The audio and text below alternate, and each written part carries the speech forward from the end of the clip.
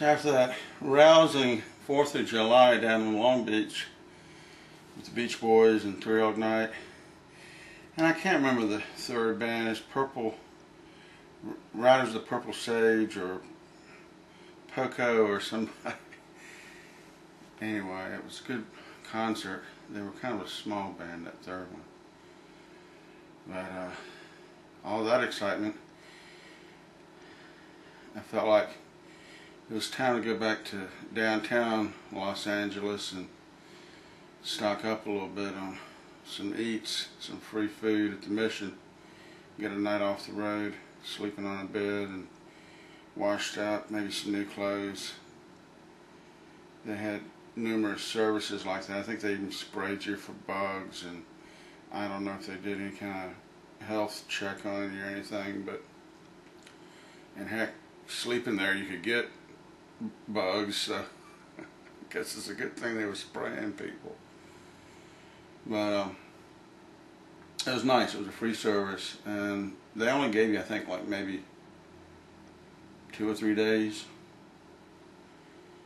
out of a month, out of 30 days that you could sleep there. But that was enough time to go in, rest up a little bit, and have regular 3 meals a day. Plus, there were other like sandwich giveaways or soup lines around downtown Los Angeles, so you could eat 2 meals almost 3 times a day. So even though there were small meals, a bowl of soup here, a bowl of beans there, a sandwich here, or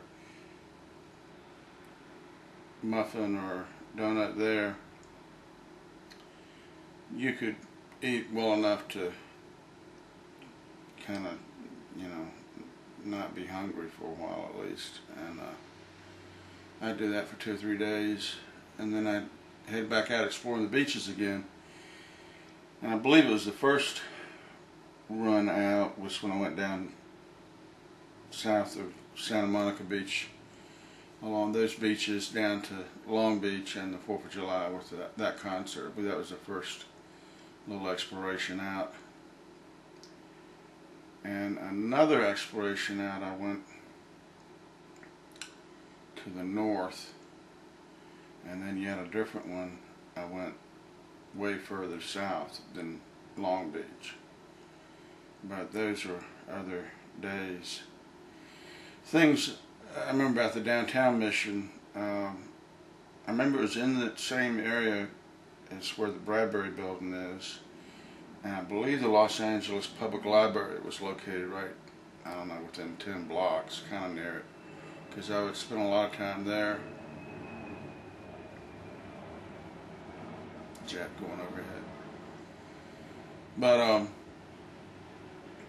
that was my entertainment. I didn't have movies or a lot of other stuff I'd do, but I'd go to the library, and it's a good resource overall anyway. I want to talk about libraries as a resource at some point, but that's one of my recommended first places to stop anytime you're in a new town, because you can look up everything and get maps for a quarter or whatever it costs. I guess then it was a nickel or a dime to photocopy a map book. So you go to the library, go to the reference section, photocopy a couple of maps of the city from a reference book, and then go to the phone book and look up everything that says Salvation Army, that says Mission, that says Gospel, Holy Gospel,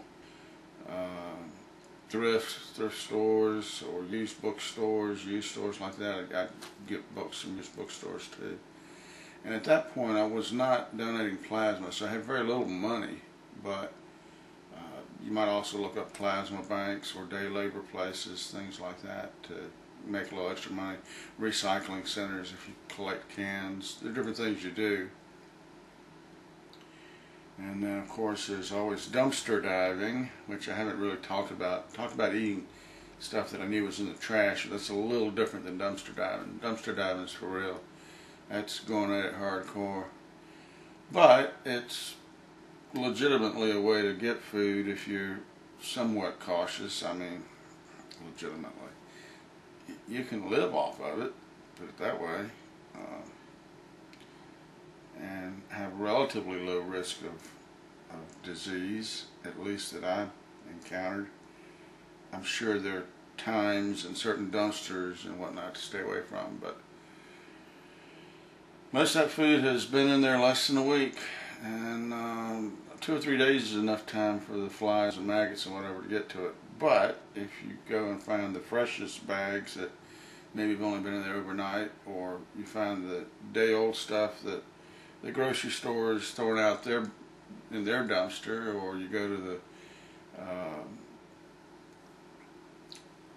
the dairy distributing places where they've got day-old cheese and day-old milk and that kind of stuff, and day-old bread, and find a lot of food that otherwise would be considered garbage or thrown away, or had been thrown away, but you were able to still get some use out of it. And I don't see that that's any problem as long as you're relatively cautious. Sure, you could get sick, and so I'm not advocating people do that, but if you're in that circumstance, yeah, it's an alternative. It's something you might do. But like I said, when you're down in the Los Angeles downtown area, there's plenty of places that gave you food, so you didn't have to do that. Not in the downtown area. It's only when you were taking the side trips, when I was going out to the beach areas and resort areas, because those areas don't have souplines. But there's plenty of tourists, and most of the tourists are not sick, and they throw away everything. And so there's lots to eat. You just have to get over your pride or whatever to get it out of the trash can, if that's what it takes. Or some people panhandle and are real successful at that. I didn't do that very much and didn't feel comfortable with that. But that's another thing, that if you get over your pride and can just ask 1,000 people for $1 and get turned down 990 times, then you might end up with $10 at the end of a few hours. And that's another way to make do, if you can do that. It hurts when you get turned down, so you have to make that sacrifice in order to be very good at that. Just not let it bother you. I'm sure some people are real good at it. But